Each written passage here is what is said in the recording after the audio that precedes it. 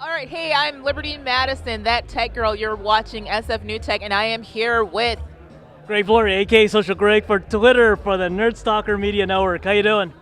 Great, great, great. I'm so excited. We just watched some amazing apps kick off tonight. So Right. we had a chance. We had what seven apps kick off tonight. So what exactly? You know what? Before we get into what your favorite is, let's just kind of tell everybody what's going on and what we had a chance to see. So we're highlighting iOS apps, right? Yes. And the iOS apps, we're trying to get the 6 ready to break at Macworld, iWorld 2014, right? Yes, we're doing that, and we're highlighting for that because we're a part of Macworld. And we got some fans coming in right there. Hey there, one of our presenters are so excited they wanted to. I forget. I do remember her from one of the presentations. She was great, actually. That was Erin. Yes, That was Erin. that was Erin. Yeah, she was That was great. Erin. So basically, we partnered with the Macworld this year, and so we are launching. Oh, from Reverb. She's from Reverb. Yeah, from Reverb. And so we're highlighting 6 apps to pick. So what we were able to do, that's why we're focusing on apps tonight.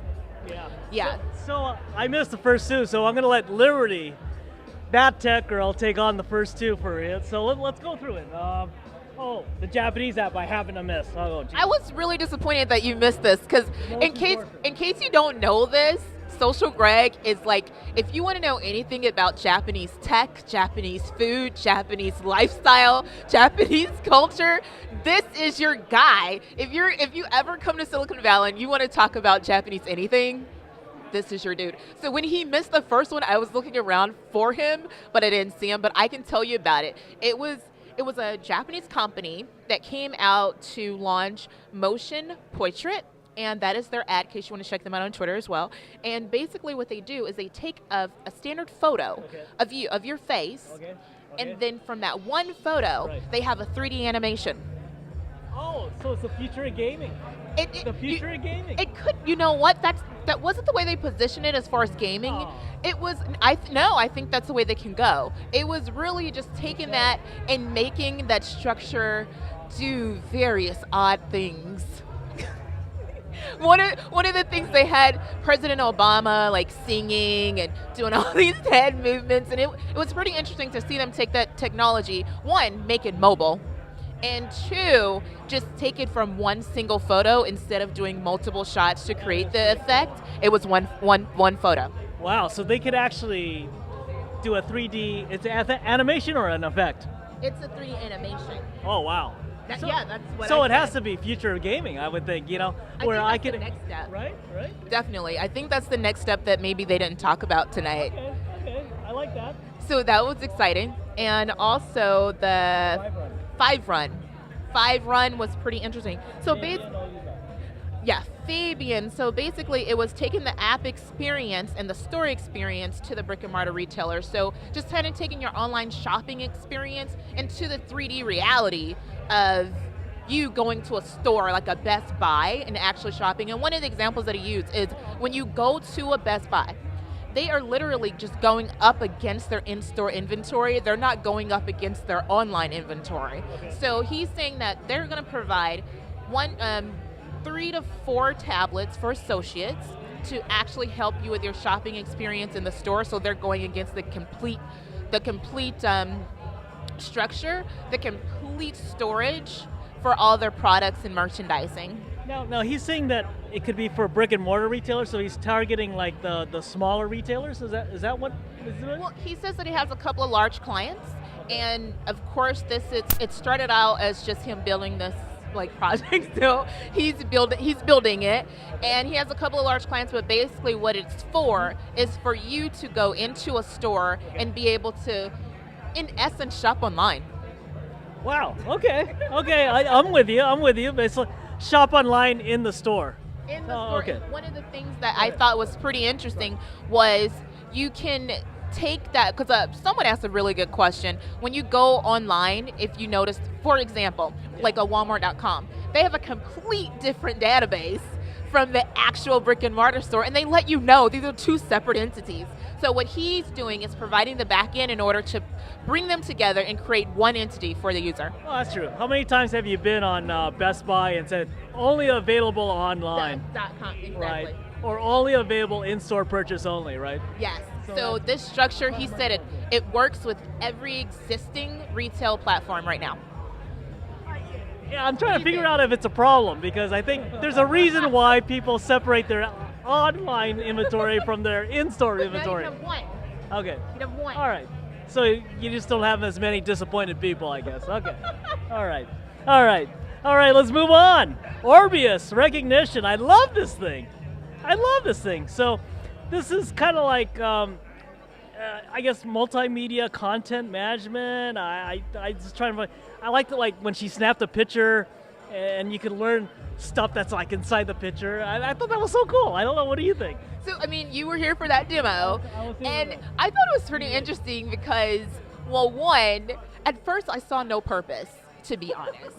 I was just like, oh my God, somebody who wants to take the fun out of photos and wants to create a database, and now I gotta create these forms for my photo. But I really saw the application and the use as she continued to demo, and one of the things that she said was, you have all these photos on your phone. What if you want to just search like beach photos?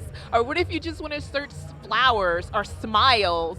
You can actually have it categorized that way. Because it's true. The camera roll, you can have 2,000 pictures on your camera roll, and you're trying to get through all these things, and this lets you categorize it, and it's very accessible for you. Yeah, I mean, for a PowerPoint demo, it was pretty good, actually. I thought, but I don't know. But we don't do a lot of PowerPoints here at SM New Tech. But you know we do what? live demos. It didn't matter. She did it. She knocked it down. I mean, most of the people loved it. I mean, I guess they saw the application of it just like you did eventually, right? Yeah. Okay. When Reco I makes the best guess of objects, I guess. Okay. So let's go on to Flock. Okay. Flock, Carlos, the guy with the accent. You love accents. I do, and I love him because he opened with, hey, I'm from Spain. If you don't understand what I'm saying, just smile and act like you do. And I thought, yes, that's exactly what I'm going to start saying. If you don't understand, just smile and act like you do. And basically what he presented was an online learning tool that's #1 in Latin American countries, and it gives you an opportunity to learn various skills, hard skills as well as soft skills, and you can learn those various skills with a paid model, paid subscription. What right now, he explained one of his major competitor is obviously YouTube, but what his point was is that it's more his form is a bit more structured. So basically, for example, he used an example. If you want to pull up something on how to create something in Microsoft, you're going to have a million things pop up on YouTube where you can just go here and you can see curated content that's been approved, broken down into various chapters, and right there for you. The chapter thing was good. I thought it was really cool. I think his mom asked him about, like, don't you compete against YouTube? I thought that was like kind of cool. That was the first question that was out, and he's like, yeah, my mom asked that question. So I thought it was kind of, but you're right, the chapters were kind of cool for that one. Yes. I think that's my biggest frustration with long videos like this show that we're doing with no, I'm just kidding.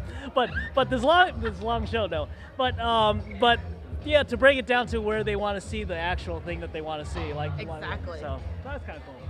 All right. And we've got, we missed reverb.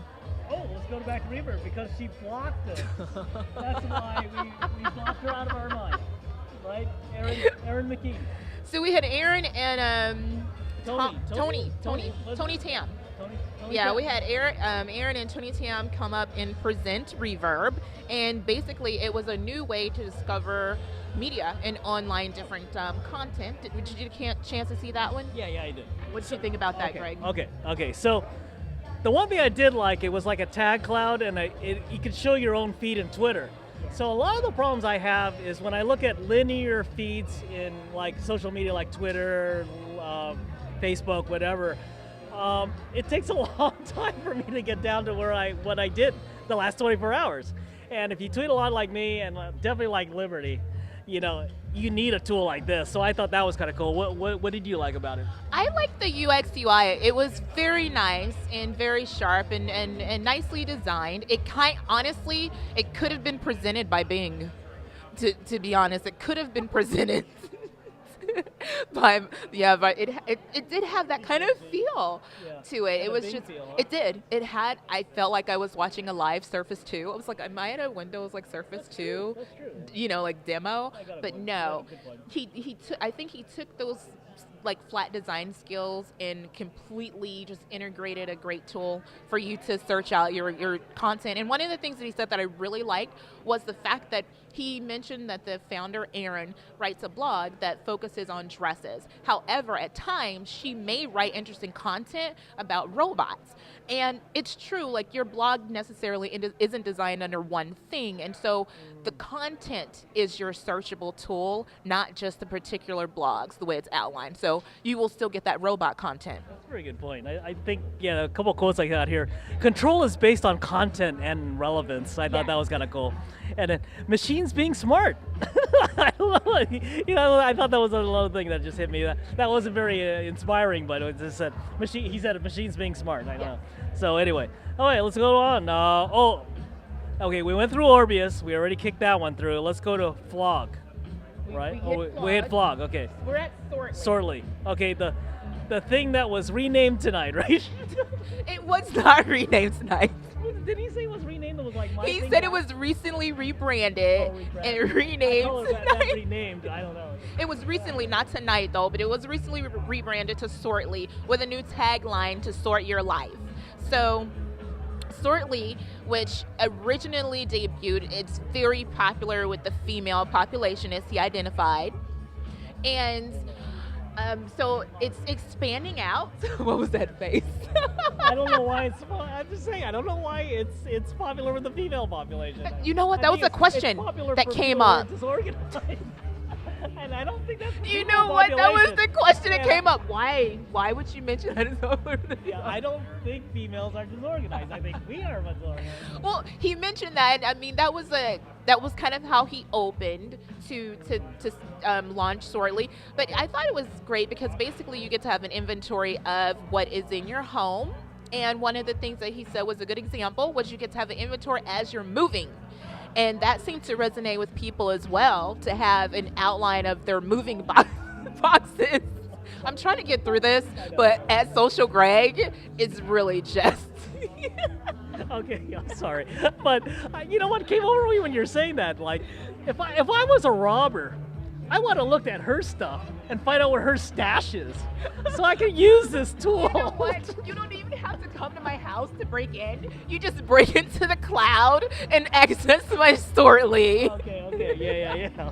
But You can just go through the Sortlys and be like, wait a minute, this house doesn't have a HD TV. I know. Well, he even used Airbnb as an example. So like, you could, if you're an Airbnb dude that likes renting out his place, his or her place, whatever, you could use this to like identify things in the room so that when a person comes over, they'll know where your forks and spoons are.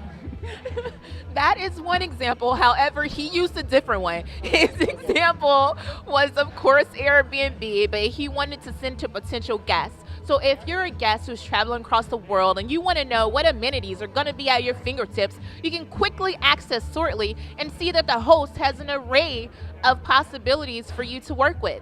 Yeah, that's true. Okay, I buy that argument completely. So, Serious. yeah, we are Just serious. shut Okay, Sortly down. okay. All right, Sortly's cool though. Sortly's cool. Okay, let's go to the last one. And the last one we had Doug and Tom from Griot. And basically what they actually launched was a new memory game. There are not a lot of memory games in the App Store or in the Google Play Market. And I don't know if they're not popular or what, but a lot of people don't make them. And they have a few, but he mentioned that they're just not that exciting. So basically the new game that they're launching is Hobart's Path, and it's a storyline that can connect you with this cute little character and his little owl friend and help you with memorizing different structures. It's kind of like if you remember the game in the past where you had the memory card game and you flip them over and match. It's just like that. Now, Hubert reminds me of a Dr. Seuss character, doesn't it? And wasn't there like a Whoville in Dr. There Seuss? was a Whoville, but he didn't look like Hubert. But it doesn't look like a. Well, anyway, you guys got to look at the picture on there. Hubert looks just like the guy from Dr. Seuss, but anyway. Hubert's cute.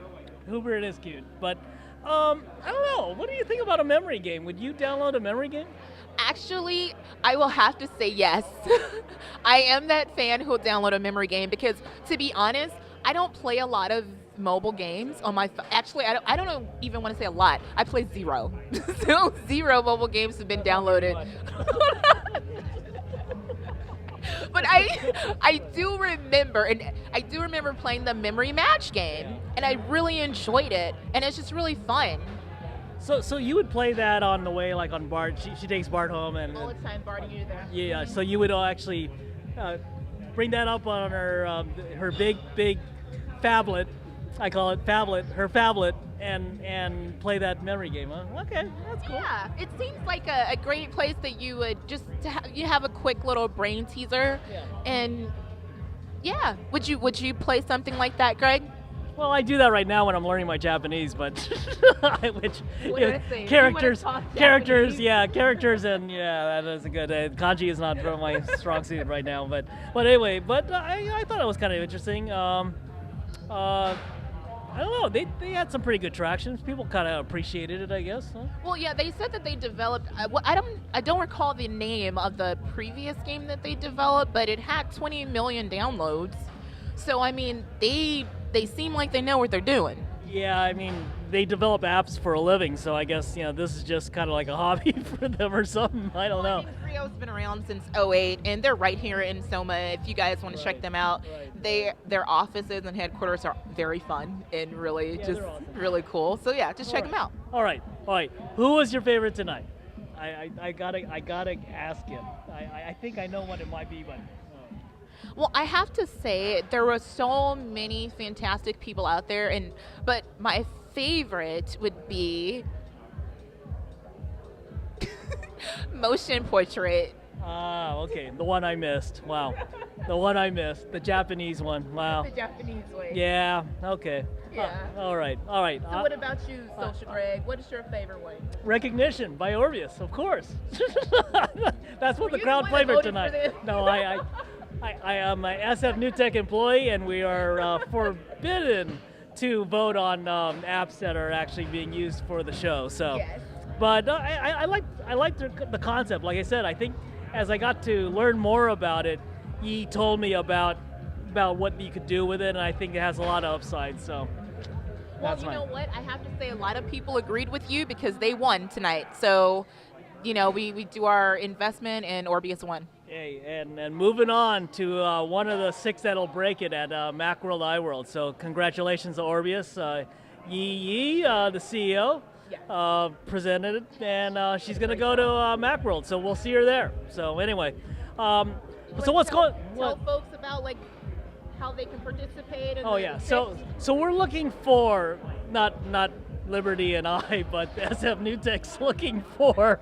I guess we are looking for it too, but SF New Tech's looking for the six about to break, which is the six apps that you think is going to just rock the world in 2014, 2015, and even 2016. So is that a good way to put it? I think that's a perfect way to put it. So basically, if you guys know anyone or if you're building anything and you can present before March 3rd, then this is the opportunity for you. And Macworld is on the 27th, and we're taking submissions until the 3rd. So if you have that, just please tweet us at sfnewtech or go to sfnewtech.com and submit on the site. Okay, well, so how do we get a hold of you? Well, you know what? You can reach me anywhere, actually. My favorite place is Twitter. So if you just at Liberty Madison, and I will see you guys there. And we have Social Greg. Yep. Social Greg on Twitter for the Nerd Soccer Media Network. So we'll be covering Macworld, iWorld as media people. So we go there last 2 years. So we've had a lot of fun there. So Yeah, I've had a lot of fun there. I had some great Dea cheese last time I was there last year. Thank you so much, Dea Cheese, for that. okay. So anyway, this is Greg Viloria, aka Social Greg again for the Nerd Soccer Media Network for the post show for SF New Tech here live at Mighty 119 Utah Street, San Francisco, California, with my partner. Liberty Madison for That Tech Girl, and I am at Liberty Madison. All right, well, catch you next time, which I believe is for March 13th. Yeah, March 13th. For the Netherlands. The Netherlands night. So anyway, we'll catch you then. Thanks for joining us. Be careful out there.